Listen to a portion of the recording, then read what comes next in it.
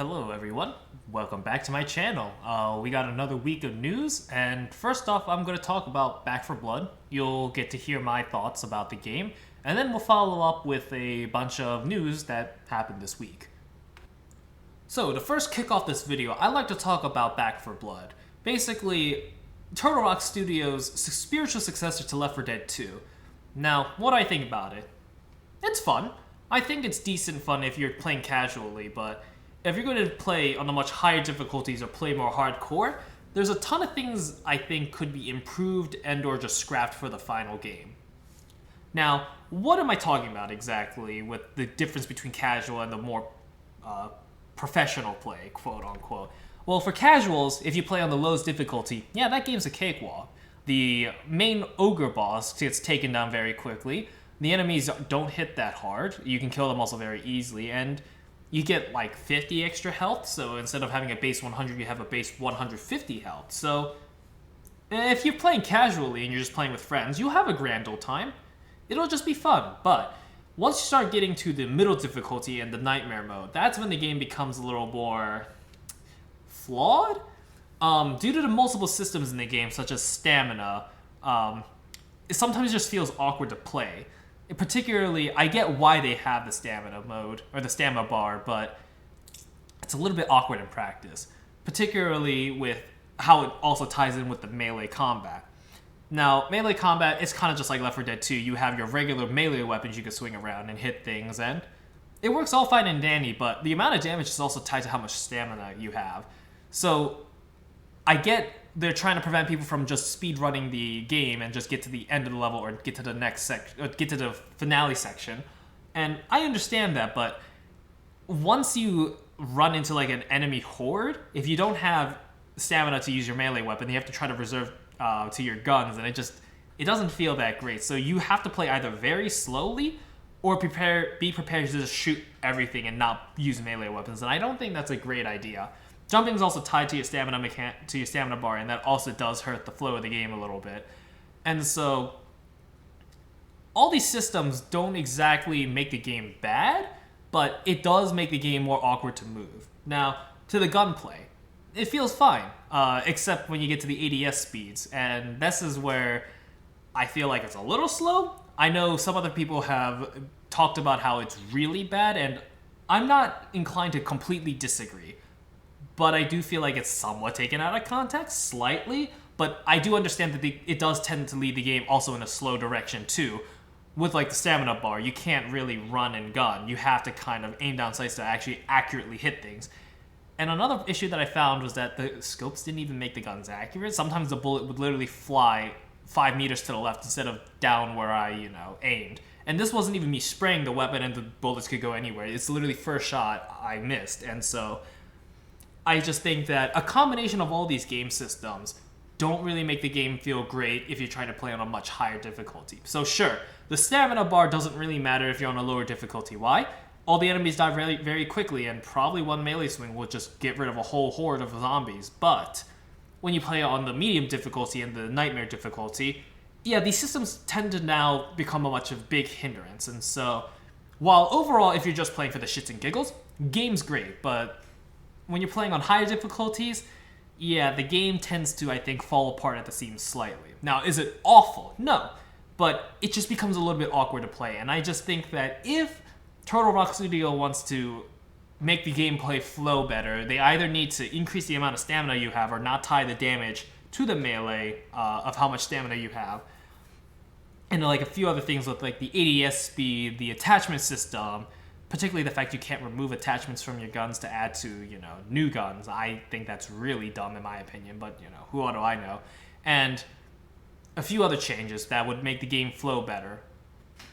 Now, I do want to talk about the monetization of Turtle Rock Studios. Now, for those of you unaware, Turtle Rock, before they released Back 4 Blood, and after they released Left 4 Dead 2, they released a game called Evolve. Now, this was an asymmetrical 1v4 monster game, something akin to Dead by Daylight, except the 4 people can actually fight against the monster, and it isn't just one killer running around killing everybody.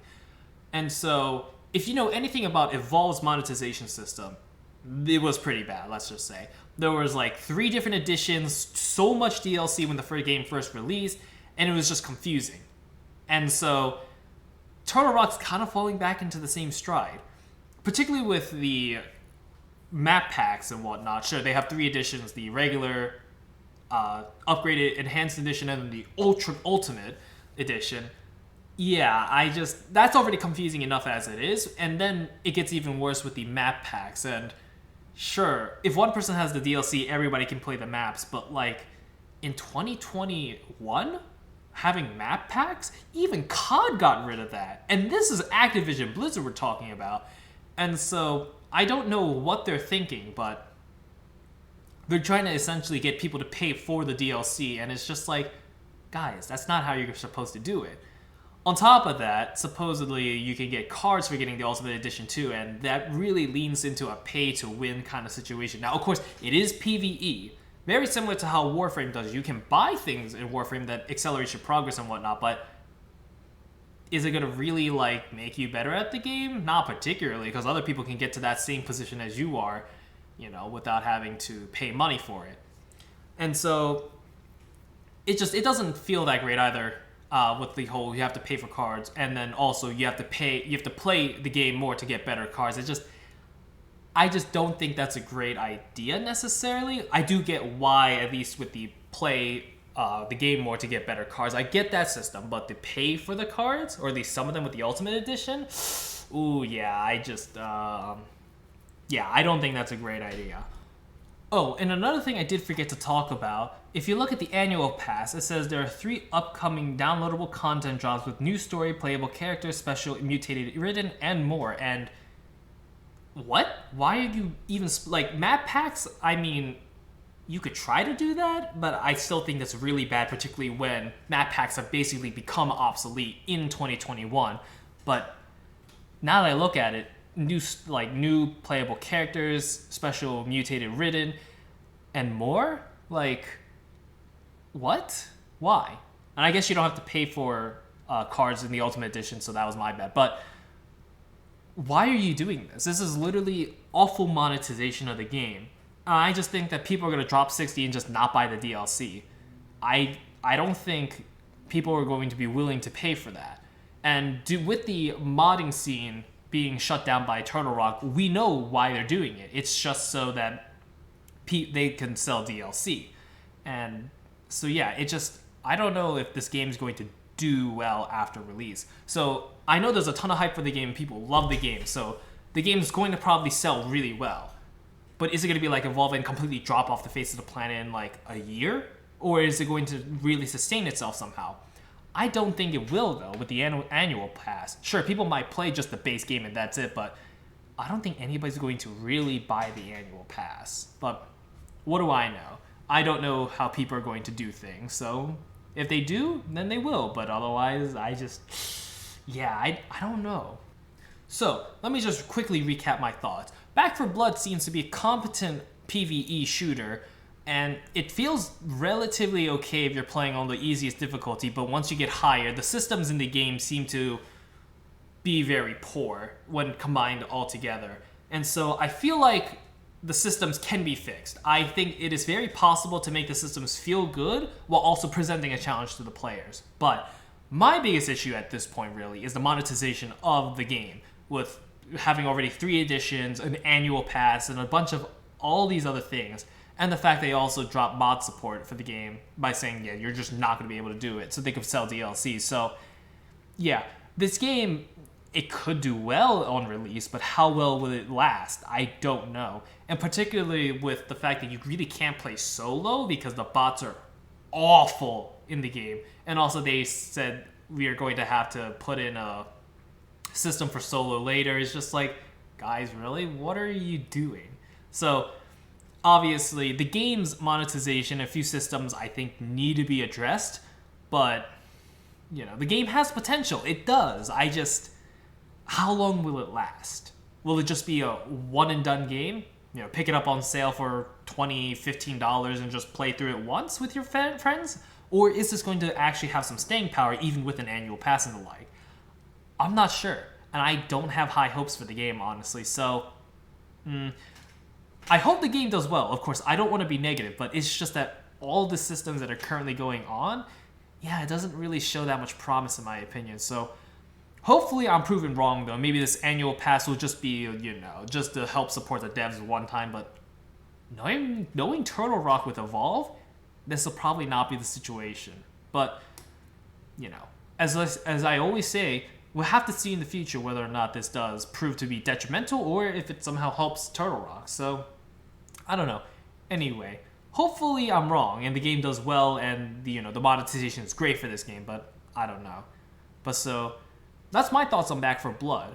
Leave a comment down in this comment section on what you think about Back 4 Blood, if you either played it or just from looking at the trailers and gameplay of other people playing it.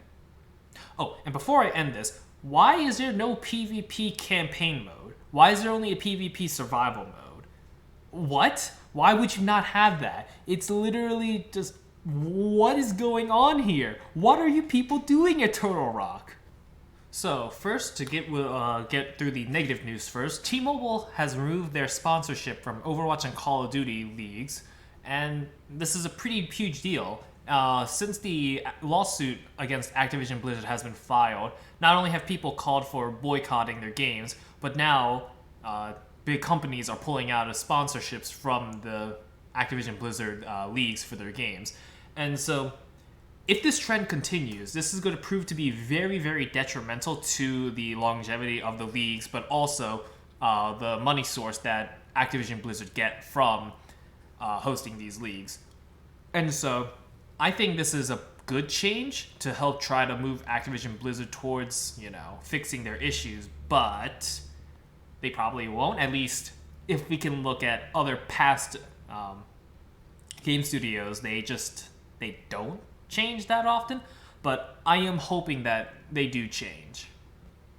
Another thing to also mention is that J. Allen Bragg, the president of Blizzard, has also stepped down, and so this is pretty huge due to the fact that people are now stepping down from their positions. Now, whether or not this was, Bobby Kotick saying, oh, you need to step down to try to, save face for the company, or if whether or not J. Allen Bragg really did feel bad, we're not sure. But let's just say that I think this is also another good step. But obviously, I'm pretty sure, as far as I'm aware, J. Allen Bragg wasn't necessarily perpetuating the sexual harassment that went around in Activision Blizzard Studios. Not to say that, as a bystander, you should, and particularly being in a position of power, you should be excused from the consequences, but I think you should first fire the people that were perpetuating the sexual harassment first, before you move on to other people. Now, if J. Allen Bragg was doing that type of stuff, then yeah, throw him out. In a position of leadership, he should leave, but otherwise, this at least proved that there might be change upcoming in the future. Whether that really does happen or not, we will have to see. Now, up next, we like to talk about Halo Infinite. As you can see, data miners supposedly have found evidence of a Battle Royale mode within the game, and I just don't think this is a great move, due to the fact that the Battle Royale market has been saturated. We have, PUBG, Apex Legends, Call of Duty Warzone. We had Realm Royale, but that died out. And with the number of Battle Royales coming out, even now, and those that are planned to be in the future, like Battlefield's Battle Royale mode, I just don't know how much longer this is going to sustain. Sure, gaming trends do come and go, right? Particularly in the mid-2000s and early 2000s, multiplayer games were the biggest thing on the market, and every game had to have it, which is why Dead Space 3 and Dead Space 2 kind of got ruined. But Dead Space 3 more than Dead Space 2, but the constant adding of Battle Royales at this point, I just think it's kind of unnecessary. Now, of course, there isn't really a Halo-style Battlefield or Battle Royale mode, so this might be an interesting new take on the Battle Royale mode, but I don't know if people will really play it. At least from what I know of people that play Halo and what I've played myself, people play for the multiplayer mode, if not, the single-player mode of Halo. And so the regular Halo Infinite multiplayer modes, that will probably hold up. But will the Battle Royale hold up? I will have no idea until I get my hands on it and give it a try myself. And I'm assuming they're also make it free to play too, if this is true. But we will have to see whether or not Microsoft does implement a Battle Royale mode for Halo. Up next on What is the Failed Console of the Year, Intellivision Amico has been delayed a third time and will be out by the end of the year. And I'm not convinced it's going to do well. I don't know. I've heard some things about it, but there's not even that much hype surrounding it. And now that it's been delayed a third time, people might either start backing out of it, or this could be a sign that it's doing poorly. Now, just because something is delayed does not mean it's bad, right? Certain games are delayed, like Ragnarok, Horizon Forbidden West. Those games I feel like will be good, but they have been delayed due to the COVID-19 pandemic. And so the Intellivision Amico, it might just be being delayed because they need to, spruce up a few things with the hardware or software. And so I hope it does well, just because I don't want things to fail, but from the looks of it, I don't think this is going to do too well either. It looks like the Ouya again. So we'll have to see whether or not the Amico does proceed to, do really well or not, but this is probably going to be another one of those pieces of tech that just ends up fizzling out immediately before it even has a chance to rise. Up next, gamers rise up, we have an RGB Face Mask. So Razer has announced that Project Hazel is called now Zephyr, and this is basically a reusable face mask with the ability to see through it so you can talk with it, air filters and an inbuilt mic so that you can hear people better, those that are wearing the mask. And not gonna lie, guys, I signed up for this, and I'm kind of interested if it does work or not, because trying to buy masks over and over again, it's a little bit of a hassle. I'm not going to lie, but a reusable mask seems interesting. Plus, it'll fit my robot aesthetic that I'm trying to go for anyway, so, this fits just perfectly somewhat. Just cover up that, clear spot, and hey, I look like a robot now with a gas mask on. I don't know, we'll see. Now, for the final piece of news today, I'm going to talk about New World, the MMORPG that has been frying people's 3090s. Yeah, so I guess they're trying to prevent that situation from happening again by delaying it for a third time. And so, I think, again, once again, I'm going to say, delaying a game does not mean it's necessarily a bad move. However, though, I'm not sure if this indicates either, they just need to make sure that New World doesn't fry 3090s again, or if this is really just, oh no, New World really needs more time to try to even flesh anything out. I have not played the game, though, so I do not have a say in it. I do know some people that have played on Twitch, and it looks okay, though I'm not sure how different it is from other MMORPGs to, stand out. So, who knows? Maybe this will be a Final Fantasy XIV or Guild Wars 2 where it's super popular and it gets a lot of people to play. I wouldn't know. I'm not that big into MMORPGs, so you guys tell me whether or not you think Amazon's new MMORPG will do well. And if it's really good, I may give it a try, but yeah, nah, I'm not paying $60 for the pre-order. Nah, that's not me. If it's good, though, I'll be willing to think about it. So, for the final story of today, I'd like to talk about how Take-Two has 3 unannounced remasters or remakes in development.